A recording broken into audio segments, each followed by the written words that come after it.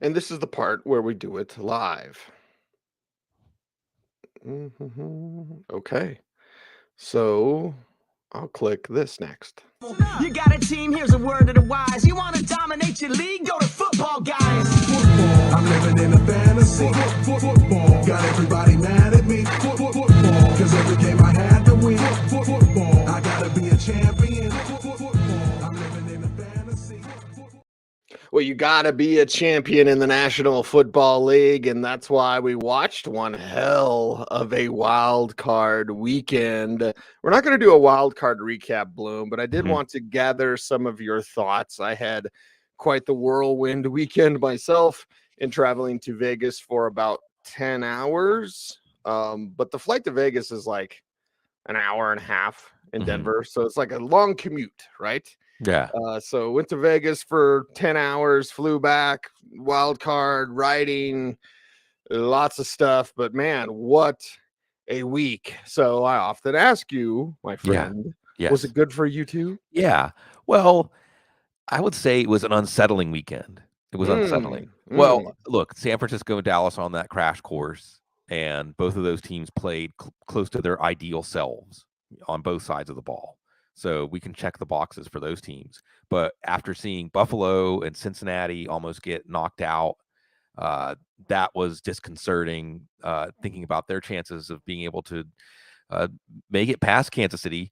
And Kansas City, we were anticipating maybe a Kansas City Chargers round 3, and the Chargers would play them close, and then Chargers are going to Charger. So it does set up better for the Chiefs. And I'm thinking Eagles, Giants. Cecil, if you asked me before the weekend, I'd say Giants, Eagles round 3. The Eagles should feel good, but now I'm not so sure. The Giants team has that belief in self, and I don't know if the Eagles quite have that based on how the season finished. Remember, the Giants almost beat them with Davis Webb, and Jalen Hurts was out there. So I'm scratching my head, unless you're talking about the Chiefs. Yeah, unless you're talking about Kansas City. And give me that crash course between Dallas and San Francisco, because yes, sorry, Cowboys fans. Probably not going to end real well for you, but you're used to it now, right? Anyway, why isn't Brandon Staley fired? Like the Jacksonville game. So I was in Vegas for our Football Guys meeting, Bloom, and like I told Joe, I said at halftime is, or right before halftime is 27-0. I was like, let's just start the meeting now. Because we have meeting, we have Secret Santa and whatever. Like we wait to the end of the game, and all of a sudden it's like midnight before we're done, which it was, by the way, which I'm fine with. But that game, the late score, and then the comeback and Trevor Lawrence and the 4th and 1, beautiful. I love Doug Peterson. I love him. Yeah. And that beautiful that's a Keanu kiss right there. Am I right, Doug Peterson? That's for you, big guy. Yeah. Tussle that hair. Smooch you. Yeah, there we go. So that 4th down play, oh my God, it was amazing. Right. And so I'm telling everyone in attendance, I'm like, Brandon Staley's going to get fired. And that's not the case, Bloom. That's not the case. Brandon Staley didn't get fired. Joe Lombardi. It's all Joe Lombardi's fault. Right. Oh, man. And see, we have the teams that are marching on, the 8 teams marching on in the NFL season. But we see the teams that go by the wayside, and we're in the post-mortem phase, failure. Like you said, Cecil, you got to be a champion in the NFL. So if you're not a champion, what went wrong? Who's going to take the fall? And we've got some of those stories this week, or teams addressing those things. And certainly Lombardi is the headline. And what does Lombardi stand for? I mean, again, what was the report last offseason, Cease, that Matthew Stafford doesn't want to play with him again, right? And that, what have we seen? Frustration. And I think that it's the low A-dot pass offense. And, of course, Lombardi, there's that name, standing for the idea of, in the NFL, maybe coaches getting recycled too often. And I think that it's good to move on from Joe Lombardi, but then you ask, why was Joe Lombardi hired in the first place, right? When we were looking for the next offensive coordinator after Anthony Lynn was an offensive mind with Justin Herbert, we wanted someone more innovative, forward-looking. That wasn't Joe Lombardi. So that alone showed you something. Another thing that I think is interesting, too, I just saw it, cease the phrasing, was Brandon Staley fired Joe Lombardi, right? Phrasing. Right, as opposed to Tom Telesco or otherwise the Chargers. So I guess maybe Brandon Staley still has that imperial power. Or it's That a sign to say, like, okay, this is the last guy. Like, next Right. it's him. But Right. it should have been him already. Like, Brandon Staley's a moron. Okay, Yeah. smartest guy ever. When it gets to you to be an actual coach, it's on field. It's more than just the X's and O's. I got beef with my man Mike McDaniel. Get the damn plays in, dude. Yeah. Like, and I know it's Skylar Thompson, and I know, rookie and all this sorts of stuff, and you're drawing up everything. And I'm not saying Mike McDaniel is Brandon Staley, but we've seen enough with Staley. Like, if McDaniel continues on that trajectory where he's not getting plays in, guess who's getting fired? He is. Right. Brandon Staley not getting fired just shows how the Chargers don't care enough. The ownership matters, and the Spanos family, besides being notoriously cheap, they also won't make that decision. Maybe that's part of them being cheap. And go, hey, you missed out on the window. You already should have been to at least the Super Bowl with Herbert on the rookie contract. You missed that window. Now you're going to pay him a bunch of money. Now you'll be like kind of good, but you'll never have enough money to put together an entire team. Like, congrats, Chargers. You're never going to win anything. Right. So, Cease, this brings up stories, right? Storytelling time for a story. The Chargers are cursed, right? Chargers are going to charge her. Pat Doherty. Love Pat Doherty. One of my favorite people. Why is every Chargers game the same? And even Keenan Allen said, bleep sad, bro, or something like that. I mean, even Keenan Allen, that was like 8 years ago. 8 years ago, Pat saying, why is every Chargers game the same? And Keenan Allen saying, it's sad, ain't it? And here we are again. Now, that sets up some sort of plausible deniability for Staley. That's not my fault. It's the uniform, right? It's the logo, right? Or like you said, the ownership. And maybe it's not a curse. It's not the uniform or the logo. It is ownership matters. And you pull back, like the Wizard of Oz, you pull back the curtain, and it's just their ownership is cheap.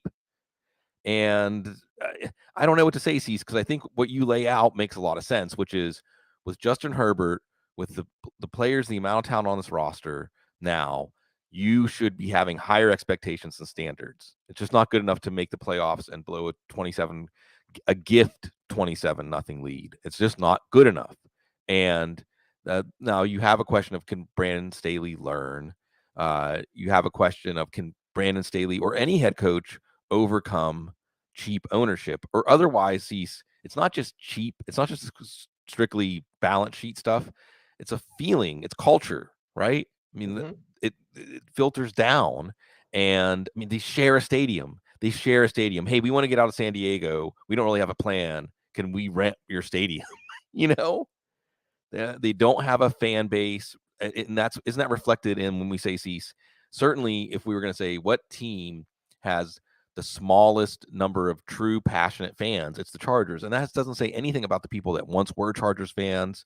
It just says that this team and how it's run doesn't inspire commitment, even though they can end up with Justin Herbert. Like, they can get dealt a great starting hand.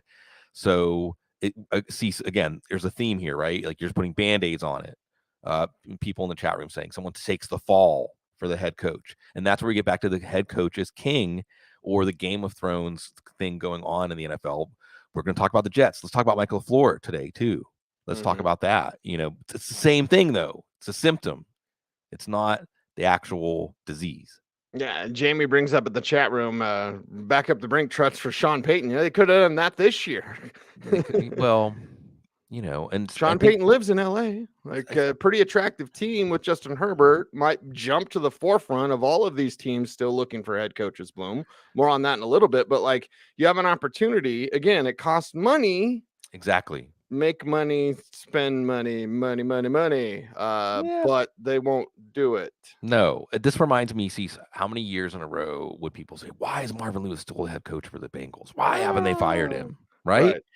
Because you're not looking at it through the lens of ownership. The lens of ownership is saying, what's the cost? What's the potential cost of replacing them? Look, Sean Payton, with Harbaugh back at Michigan, Sean Payton, it can add a few more turns of the odometer to the number he's going to ask for, right?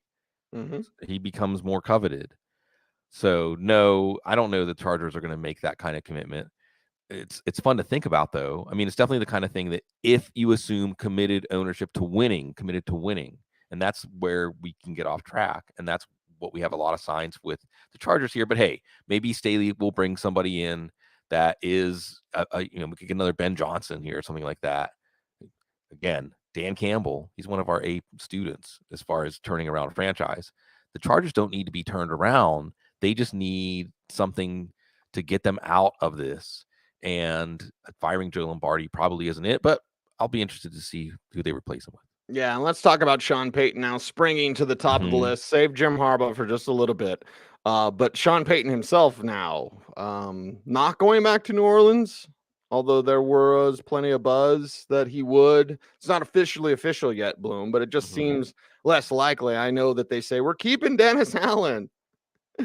Somewhere Nathaniel Hackett's like, why couldn't I get a job with the Chargers or the Saints? Right. Talking about ownership, like we're keeping Dennis Allen when Sean Payton's still there. And by the way, the buzz, Bloom, because the Broncos have said they would pay the price for Sean Payton. Like they're already on the same page as far as that goes. Of course, it's Walmart, so those type of people, I'll be nice today, Bloom. Those type of people like, well, here's the cost. Yeah. Right. Yeah. But the cost for Sean Payton's like a first. They could get 2 first, 2 seconds money. They could get a lot more, but it seems like they'll take less. What's going on in Sean Payton's world? Yeah. Well, this has just been one of those developing stories, building stories. And this is a classic.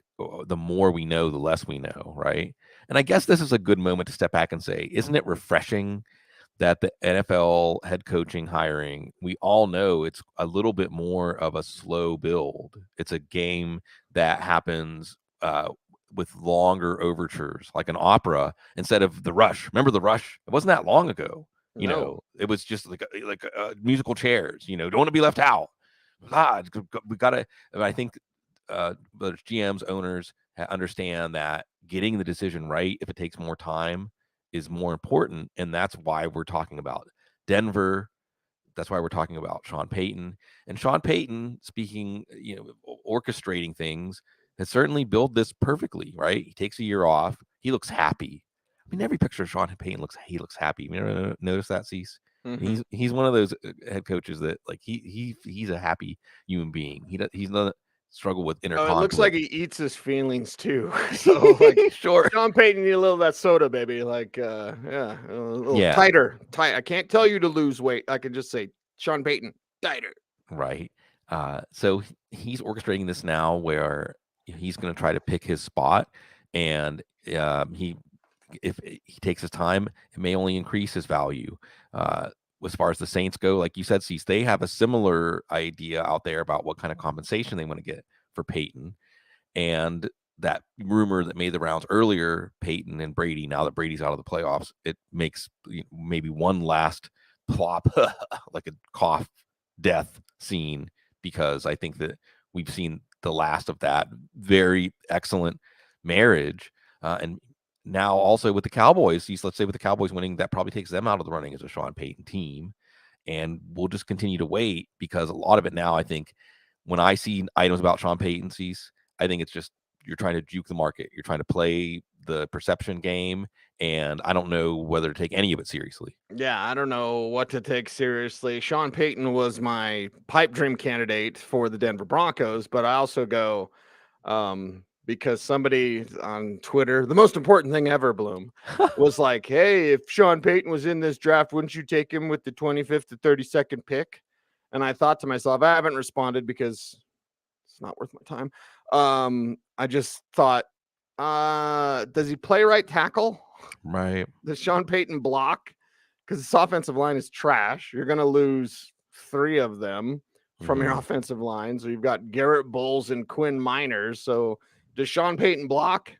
Because if he doesn't block, sound like Peyton Manning when he's yelling at Jeff Saturday. Oh, pass, block, run, block. Sit down, man. The things that we do for love. The things we do for the love of Michigan. Jim Harbaugh staying at Michigan. And it's like, okay, flirty Jim Harbaugh. Right. We're at that moment of the offseason where it's flirty Jim Harbaugh. He's going to press those khakis. He's going to get out his iron and he's going to put them on, and they're going to be tight and crisp. And there might be a bulge, and you are going to look and you're going to be like, I like that guy. And then he's gonna like do the little hip hop thing, and then you're gonna get the attention, and then it's gonna be like, I kind of think that could work, and then he's gonna flip and stay. Thanks, Jim Harbaugh. You were the answer the Broncos needed, and now he says no. And he says no, by the way, to a contract that could have been $20 million a year. Sure. Well, and again, see, this aligns with the story about Sean Payton trying to orchestrate his market, trying to orchestrate his price, his destination, and that's Jim Harbaugh right now, coming off success. Remember, 2 years ago, they wanted his head on a platter in Ann Arbor, and now you have these back-to-back college playoff appearances, beating Ohio State. That's what it's all about. So, of course, they kissed and made up. It's probably better. I mean, I think we always talk about that, especially once you're accustomed to the college level. I mean, you talk about imperial power. Oh, God. When you're a king, that's a college football coach. And in the NFL, you have to deal with a lot more push and pull, as Harbaugh experienced in San Francisco. So it's probably the best outcome for him. And you also get these vibes. Let's talk a little like, whisper. You keep hearing this thing that the way Jim Harbaugh handles himself in these situations turns people off. You hear this? You hearing this? Let me just say this. There are players, I'll just say it. There are players that I talked to that might have been working under Jim Harbaugh that really didn't like that idea. Yeah. And I don't want to say it was a majority, Bloom, because I wasn't making a head count, but there was a lot of, I hope it's not Jim Harbaugh, right? Type of talk, allegedly, or Lassie Bark, whatever I got to say. Yeah. And then there's a larger conversation here about, like, I don't know. I mean, I'm not trying to put anything on Harbaugh when I say this, but there's a larger conversation about toxicity in coaching, not just football, all kinds of coaching, right? It's this idea. Toxicity in workplaces. Honestly. Yeah. And sometimes it's justified as like, that's how we get the most out of you, or that's how we get the most out of ourselves. We're competing. And it can still produce the results, but at what cost? And otherwise, what's left in the wake sometimes? That's what we saw. We saw a story playing out like, oh, is this Harbaugh? It's like, it's like a lifeboat, but the lifeboat's a yacht. It's like, back up the yacht. I'm getting off of this ship. And now he's still sticking around, and we'll have another chapter for, I'm sure, when you see the ups and downs just over the last 2 years. And, I guess I keep coming back to this, and I feel like maybe this is how we stay in touch. I keep saying kings and imperial emperors, right? With our medieval roots, how we would all gossip about the king. Was the king going to fall? Was there going to be betrayal inside of the castle? And the way these programs, the way these teams are being run, if there's not success, well, there's at least dissecting who's going to take the blame. Who's going to take that blame? And in Cleveland, who's calling the defense? We know now it's Jim Schwartz. May the Schwartz be with you, boy. Exactly.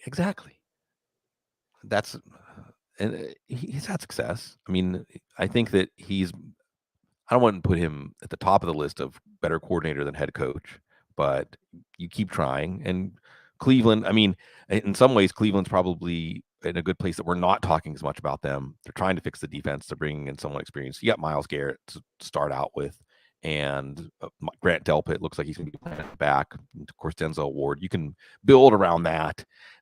So Cleveland, slow and sure, trying to build into the Deshaun Watson era. And this is not one where I'm going to say you're recycling a name. You're getting a really good defensive mind and someone who's a real experienced coach. Okay. It got brought up in the chat room. You brought it up a little bit. Is Tom Brady going to retire? Like, we're officially on Aaron Rodgers' retirement watch, which is boring as hell. Right. Change the channel. Change the record. What about Tom Brady? Yeah. I don't know. Does he hang him up? How do we even, what's our precedent? What are we even comparing this to? Nothing. There's no story like Tom Brady. Brett Favre is kind of the closest, I guess. But I think there's still a sense of like Tom Brady will get to this. Somebody sees you Lassie barking, all season about this. It's not just San Francisco. Somebody will give Tom Brady a chance. Yeah. So it's just up to Tom Brady. And then how do you simulate Tom Brady's decision matrix, right? You bring it up. Everyone brings up. It's impossible now to think of Tom Brady without thinking of divorce, right? Without thinking of this choice. Right. And it's perception, and it's the reality show. But that's exactly why Tom Brady can continue to play as long as he wants to, because from a reality show, sees from a revenue, from an interest standpoint, he's off the charts, right? I mean, it's he gets you headlines no matter. Look what, and you always have the promise of look at what he did for Tampa Bay. So I don't know how to. I mean, he shouldn't have come back last year. You would think, based on what we can peek through our keyhole and see through our gossip columns. But Cece doesn't even look human anymore. Have you noticed that? Like in the last year, Tom Brady looks more like an android. Like his facial structure. Oh yeah. Like one plastic surgery too many, maybe. So I don't even know how to tell. Is it a decision, a human brain with emotion, or is it something else now? Cease AI? Maybe he's some sort of test. I don't know. He's the first in the next generation, right? Long line. Only for the elite, though. We don't get that. Sure. You and I, we're gonna age. We're gonna get the gray hair. Yeah, we don't want that though. That's great. We go back to our mother's we bosom. Want to be human. Yeah. All right, looking over the NFL news and notes post wildcard weekend. CJ Stroud declares pro, which is good for him, and we'll get into more of this plenty. Yeah. And of course, Matt Waldman will dominate the airwaves once again. But when I watch Stroud bloom, I see a quarterback who's a pocket passer, who can't throw on the run, and usually is throwing wide open guys. I'm in the Bryce Young camp because I know there's a debate every year. We get the debate, right? The important things. Who's the best quarterback in this draft class? For me, it's Bryce Young, and I don't think it's even close. But that's just me. Sorry, it's all Stroud fans out there. It's smart kid, pocket passer, right. Which is a throwback. But also in today's NFL, more the modern quarterback. Yeah, there's some work to be done with Stroud. To be sure, love his pass placement. There's a lot of positives with the kid, but escapability is not his forte. No, but even from a draft standpoint, it brings in that second quarterback that, you look at Indianapolis, absolutely. Maybe pushes another elite player down to Seattle or Detroit, who have those great picks. And it's Ohio State sees. I think that we've seen that now. We know Ohio State receivers tend to transcend what we don't get to see from them. But Ohio State quarterbacks, Haskins, the verdict is still out on Justin Fields as a passer, right? Right.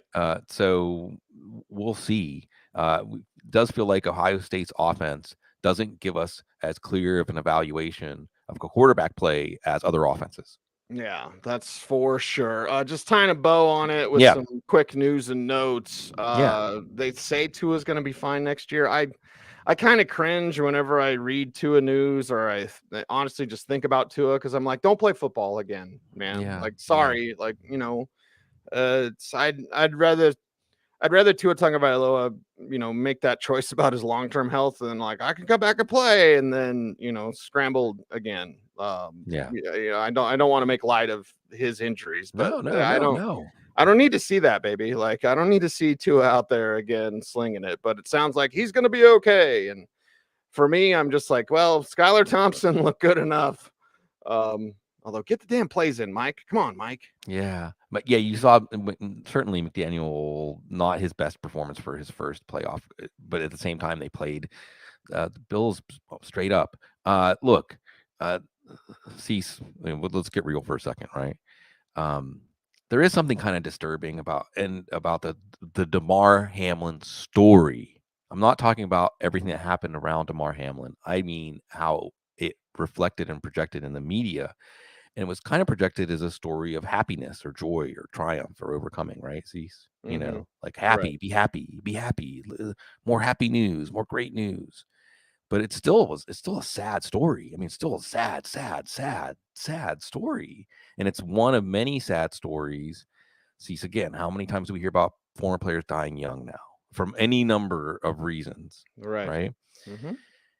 And it almost makes you feel like, well, we have to keep coming back to the happy story, or we can't think about Lansing your line. You don't want to know how the sausage is made, right? And that's too keen of a metaphor.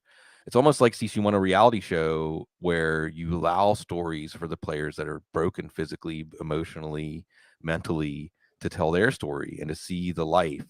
And Tua, I think, is another story that reminds us, that the real draw of football, that intensity of football, that playing with no regard for your physical safety, like priming your body to be like a military weapon, and then just driving it and unleashing it.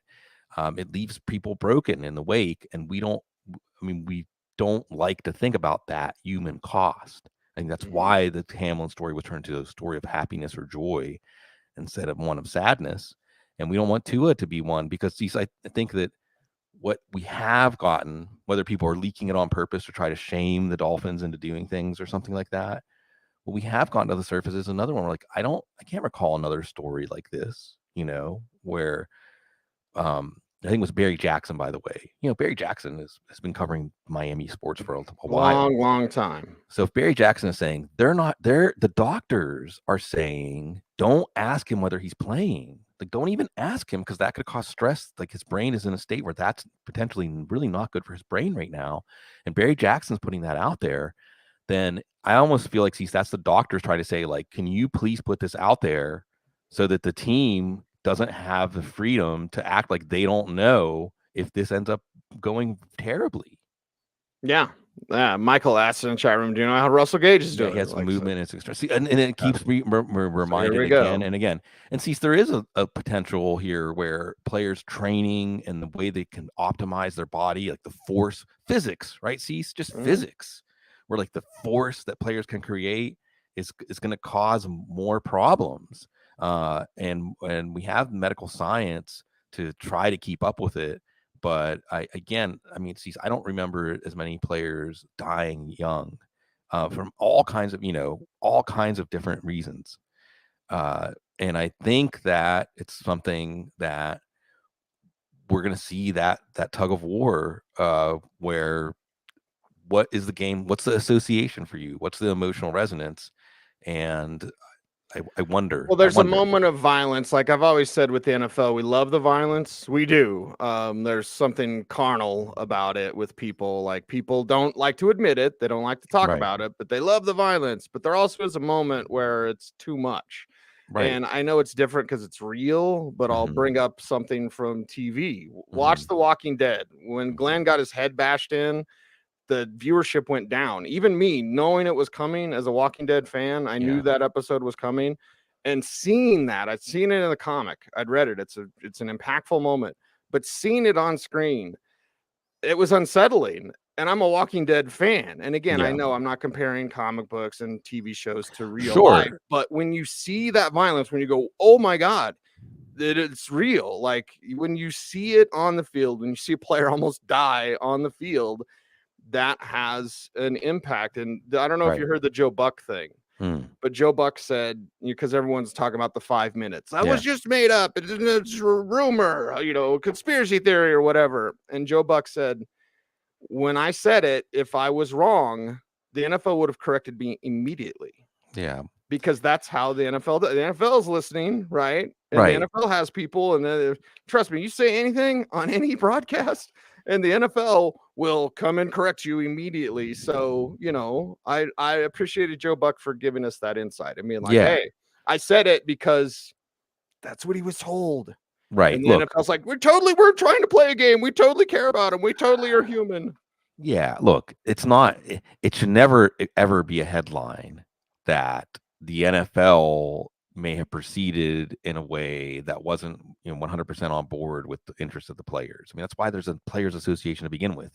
The whole relationship is adversarial to begin with, right? The players and the players' interests versus the NFL and the NFL's interests. So of course the NFL is going to act in their own interests, which might not always be aligned with player interests. But there's a larger story here, Cecil, and I don't even know where to go with this. I was checking out some stuff the other night about some of the institutions that we created in our country for people that were then classified as like insane, or maybe just imbeciles or idiots or otherwise, like what we did in our history, and some of the places that we created, like really Oh my. Ridge House up in Arvada, which is now a Target. But I remember when it was still there and it was just empty. It was the last place that shock therapy was done in Colorado. I had a buddy of mine that would like sneak in there at night. I'm like, there's no way in hell. There's not enough beer for me to drink to go sneak into a former asylum where it's the last place that did shock therapy. So they say, and I have not gone to that Target. I will not go to that Target. One, I'm not a big Target fan anyway. Sorry, Target. No, if you pay me, I love you. You're aligned with Walmart now. Well, yeah. When you said that, I was like, kombucha girl. Like, oh, what? Well, yeah, no. Anyway, they say that Target's haunted.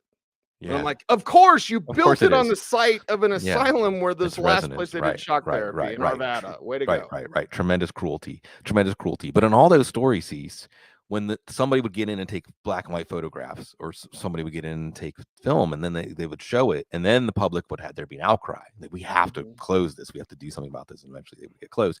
The point being, and there's a lot of other subjects, I'm not going to go there.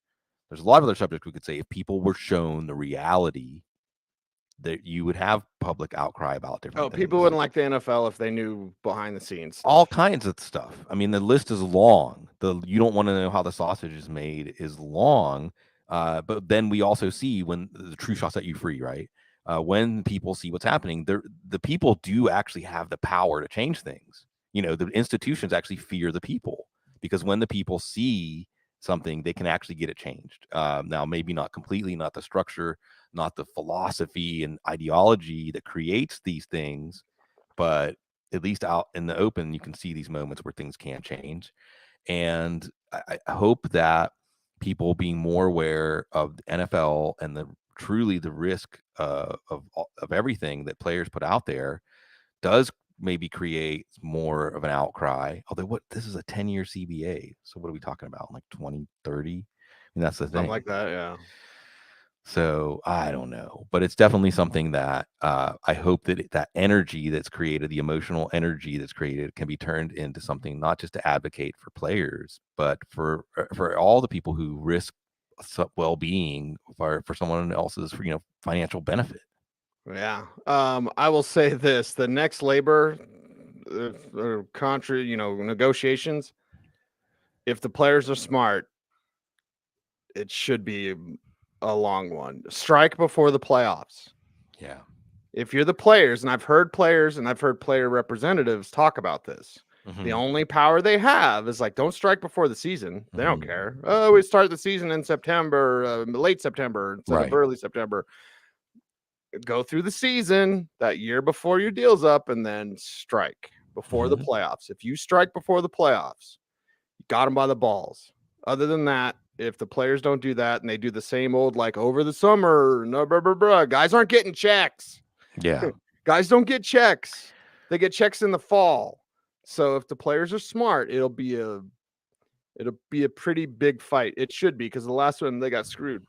Yeah, everything went poorly. And I guess that maybe it's not bad that it's 2030, because then it gives you a lot of time to plan, because you got to have that war chest. Oh, Cecil, there was a time that I was going to go down to North Carolina and try to organize a union at a Tyson chicken plant or something like that. And one of the summers I was in college, but the summer tour looked, the itinerary, Red Rocks. I mean, I didn't make it, but certainly we could talk about unions and labor solidarity and all of those things and how those things can be achieved. But in the meantime, there's games next weekend. And that's why we're here for you tomorrow. Tomorrow we'll do a preview show. Bloom, we just thought a little Tuesday news show would be nice. Yeah. During the off season, be here, hang out with the people, and all that kind of good stuff. So, community, always. Right? That's a Keanu kiss, and if you put a Keanu kiss out into the universe, it comes back to you. I like that. More Keanu kisses then for everyone, and more Audible coming up tomorrow. Sometime, you know the time we start, 11 a.m. kind of. Unless I need coffee. That's right. I think. I think Bubba needs to be refilled.